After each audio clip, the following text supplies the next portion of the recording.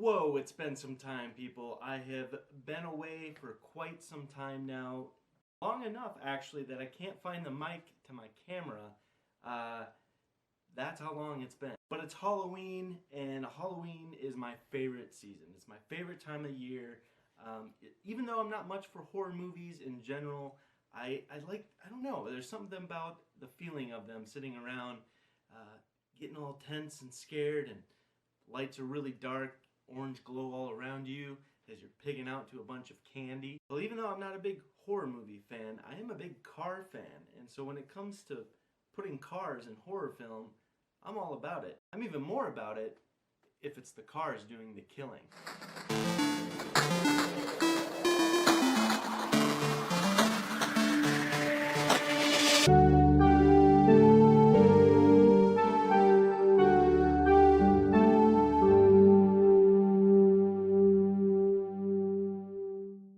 So today I'm going over 10 killer cars from horror movies. This is a list of 10 cars that I have taken from the Haynes website. That is the world famous Haynes manual.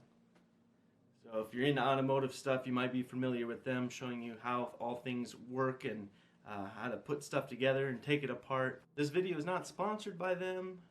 I don't even think I'm on anyone's radar, obviously. But nonetheless, just like their manuals, they put together a good list of killer cars in horror movies. So starting off on our list, starting with the movie Duel.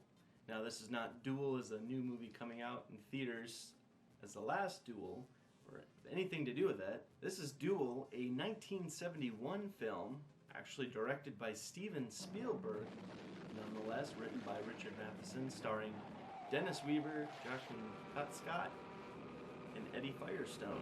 No last name. Okay. You want to play games? This movie is nothing but road rage between a stressed out everyman and maniac truck driver, stretched out for 90 minutes. That's all it is. Dennis Weaver is a mild-mannered salesman who's been on the road in his bare-boned, underpowered Plymouth Valiant for too long. We never really meet the driver of this truck, however, how can you forget that rusty, crusty semi, looming large in the rearview mirror? Like a lot of horror stretching back to the original Frankenstein, here, the killer truck represents technology gone out of control of humanity, whom it was created to serve. So I started with Duel mostly because even though you never really see the driver in the whole movie, there is still a sense that there is a driver driving it. Whereas as we move on, we're going to get to a more sentient vehicle itself. Next on the list, I've got The Hearse. The Hearse is a film from 1980. It's an hour and 39 minutes long. Director George Bowers, writers William Blick and Mark Tenser. It stars Tris Van Devere, Joseph Cotton, and David Gotru. There's just something menacing about a hearse, even when it's just empty, especially when it's one of the overwrought, ornate cars of the 1950s or before. If you drive a hearse, you have to be extra careful carrying the body of the devil-worshipping witch, lest you crash and forever haunt the town she died in, like in this film. This curvy, stylized car from the 1950 convey evil to modern eye, like the ornate Victorian Gothic style of a haunted house. Very true when you're comparing a hearse to a Gothic haunted style house. Right? There's always that. Of course, a hearse itself is just kind of eerie because it's hauling dead people around. Anytime you see a hearse, more than likely it's going to or from a funeral. Now again, this kind of gets into where the car itself is not sentient and killing people. It's more or less under the guise of being controlled by an evil spirit. But nonetheless, the only physical thing is the vehicle doing the killing. But speaking of more killing vehicles, we move on to our next movie. Now our next one might be a little bit more popular for a lot of people and very well known, at least in my opinion, more than the other two. The Wraith. Directed by Mike Marvin, writer Mike Marvin, and stars, who guessed it, Charlie Sheen, Nick Cassavetes, Sherilyn Fenn. In a small town in Arizona, a mysterious man's spirit descends from the sky and manifests in a sports car and targets a local violent road racing gang of motorheads, headed by the ruthless bully who'd do anything to get what he wants. The Wraith is a 1986 Dodge M4S Turbo Interceptor concept car. That's the big key, it's a concept car. This car's long, low, and black, and kills plenty of people in this movie. Yeah, but don't worry, it's only out for revenge. There's a kid out there using his car to kill people. Not that it's such a big deal, since it seems to be your gang he's got it in for. Hold on! Grab the shotgun, Mama Luca. So if you haven't gotten on its bad side, I guess you're A-okay there. The car in the movie is possessed by the ghost of a street racer killed by another driver in a race. Or possibly it is from Gearhead's take in the afterlife. Anyway, the car is supernaturally fast and one by one kills a whole gang of racers responsible for the accident. Once you start mixing in, now this is a little bit more high speed paced, and yeah, this doesn't sound like a murderous car. Like it said, it's just only out for revenge. It only goes after the people responsible for a crash that killed the driver, and that's why the driver possesses the car and goes on. But like that, again, the car is possessed, killing people, trying to make our way up to the more sentient vehicles.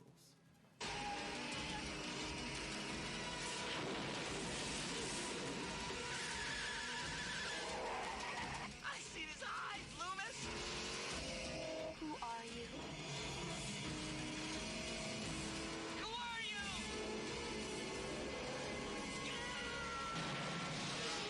The Wraith. If you've done nothing wrong, you've got nothing to fear. So I'm going to go kind of fast with these next two real quick, just more as honorable mentions than anything.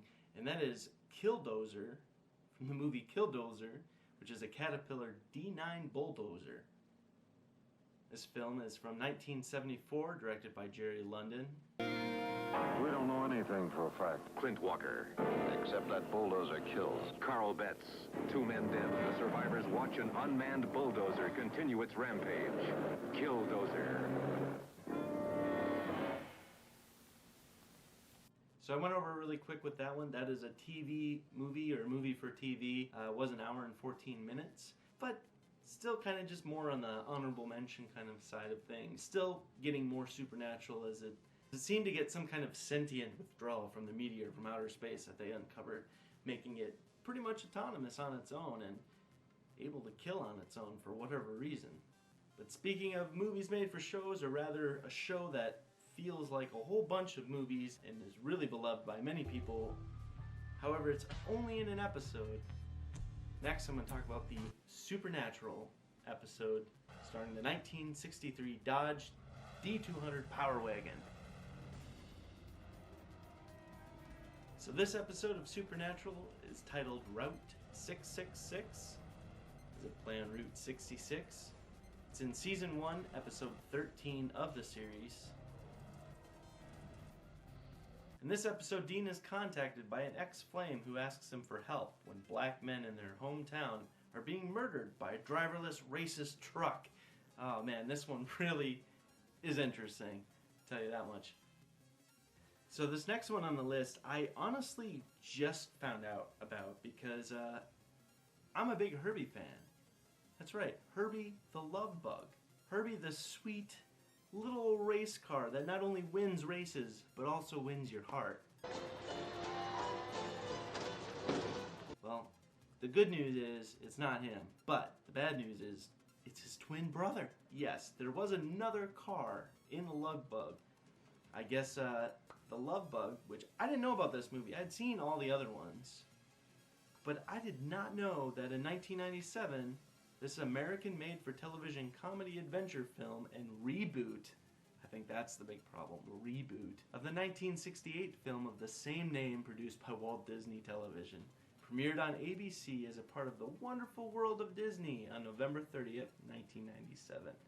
Man, why do they gotta go and ruin something so good? Look at the continuation that they redid again then with Lindsay Lohan. I mean, Sure, the movie wasn't great, but at least they continued off the original context, completely bypassing this Love Bug 1997 reboot film. Thank goodness for that. Thank you, Lindsay Lohan.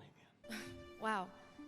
Thanks. But anyways, in this reboot movie, there's a 1965 Volkswagen Beetle named Horace, the Hate Bug. I like the little play there. Since the 1960s, people have loved Herbie, loved the bug from the Disney movies, but it wasn't until the 1997 TV movie that we found out his origins. In the installment, we meet German scientist whose love for his deceased wife gave Herbie his heart. Also in this movie, he is forced to create another autonomous bug, only fueled by evil and hate, who comes to be called Horace.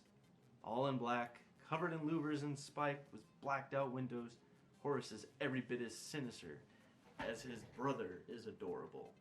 Where you going? I must learn the blueprints. The blueprints to what? To the little car. I did something horrible. I must make amends. No, there cannot be another one. Another Herbie? No, that's impossible. Not only is it possible, it has already happened. Knock, knock.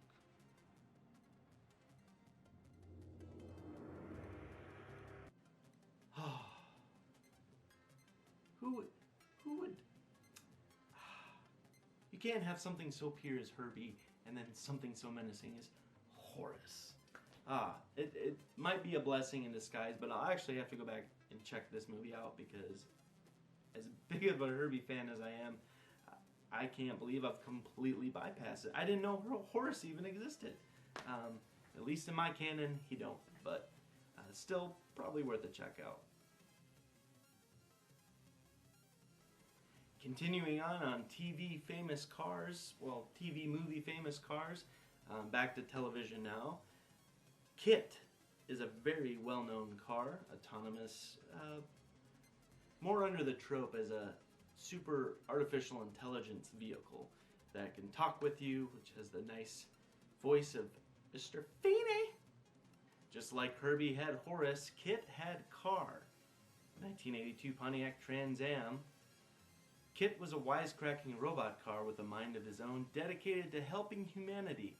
But the original prototype, K.A.R.R, K.A.R.R, had some bad programming that made him evil.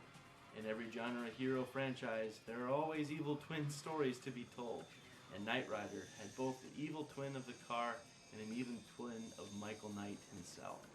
Virtually identical to the good version, he's a creepier sound and voice, later two-tone silver-black paint job, which makes it look even cooler than KITT. Which I have to agree, because yes, the two-tone, there's something about it gives it kind of a more defining look, but KITT is the classic full black 1982 Trans Am. Man, can't get any better than that. But I feel like we're getting a little sidetracked because yeah, we kind of went from killer cars in movies to TV show cars that are just way more cooler, but at the same time they don't really kill people, or at least that's not their main design. Most of these were just put there to do battle. But now let's get to the real horror element. Killer Car. So our next one, getting us really back on track here, is simply called The Car. This is a 1977 film, hour and 36 minutes long, directed by Elliot Silverstein, written by Dennis Schreck, Michael Butler, and Lane Slate. This stars James Brolin, Kathleen Lloyd, and John Marley. No explanation is ever given for how this sleek, black, luxury car that terrorizes the town in its film came to be. It appears to be driverless, supernatural, and indestructible, as if a demon has somehow taken in from the metal it cannot cross sacred ground. But it can throw itself into barrel rolls and leap into the air to crash through the windows of a house. Notably, in the show Futurama, when Bender the robot became an evil killer werecar. The car he transformed to is, it's the very car from this show, or this movie. So finally, we kind of got more into it, and the car is a 1971 Lincoln Continental Mark III, customized by George Barris. That's what it is. So now we're on to a very more supernatural just car that's just trying to freaking kill people. An evil car. The Michael Myers of cars. In this next movie, Maximum Overdrive.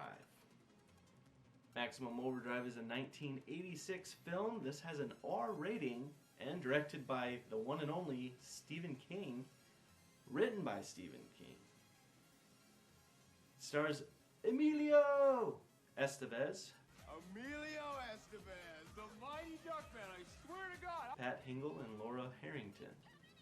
This movie's based off the Stephen King story and directed by him as well. Features plenty of autonomous killer machines, but the Green Goblin truck is their leader. Though it is more of a horror comedy, who wouldn't be scared by 10 tons of truck trying to run them down in wearing a maniac mask? Yeah, it's funny, it mentions it being kind of a horror comedy, but I guess as a kid when I watched this, I never got that comedy side of it. That was terrifying. And then when I did get older, I'm like, wow, they can't dodge big semi-trucks? Like, yes, there's a lot of semi-trucks, but they don't handle very well off-road, and the most they can do is maybe 70 miles an hour. So, is it really that threatening? Now, we get to the creme de la creme. The one and only horror killer movie car, Christine. That's right, Christine. 1983 film, rated R, almost 2 hours long at an hour and 50 minutes, directed by none other than John Carpenter, based upon the novel by Stephen King, and screenplay by Bill Phillips. This stars Keith Gordon, John Stockwell, and Alexander Paul. The poster child for menacing, evil, killer cars, and of course, it dripped from the pen of the master himself, Stephen King. Take one horror story about a Plymouth Fury. Another Mopar vehicle. Love it. Plymouth Fury. Possessed by a psycho killer, and have it directed by the genre master himself, John Carpenter, and you have a film and killer that stands the test of time. Like all horror movies, Christine is symbolic, and the relationship between car and owner is like the self-destructive romantic relationship with an obsessive lover. Oh, let me tell you, Christine. Oh, who wouldn't want to be ran over and killed by a car more beautiful, with a name just as beautiful as Christine? But that ties it up. 10 horror cars and trucks and a bulldozer in horror films that kill people. I hope you enjoyed this video. If you did, please give a like. Please comment below on any killer cars I could think of. I was trying to, as I was reading through this, think of any others that are more autonomous, more supernaturally driven. And I couldn't really, off the top of my head, I still can't write it this time, but please comment below if you have another one that I haven't seen or anything like that, because I'd kind of like to check it out. Like I mentioned before, I'm not a horror movie fan, really, per se, but ones like this, you gotta be fun. Oh, actually, we do have one more. Let's throw in another honorable mention, even though it's not a full car itself. It's a tire. This movie is called Rubber.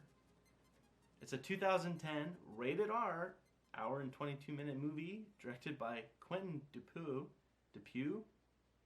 Directed by Quentin Dupieux, written by Quentin Dupieux, and stars Steven Spinella, Roxanne Mesquida, and Wings Hauser. A homicidal car tire, discovering its destructive psionic power, sets its sights on a desert town once a mysterious woman becomes its obsession. Yeah, even weirder. That's why I didn't really include it, but you know what? Why the hell not? So yes, if you have anything else, please comment below. Let me know. I'd love to hear it, love to read it, or anything. And I hope you all have a wonderful or a horrible Halloween.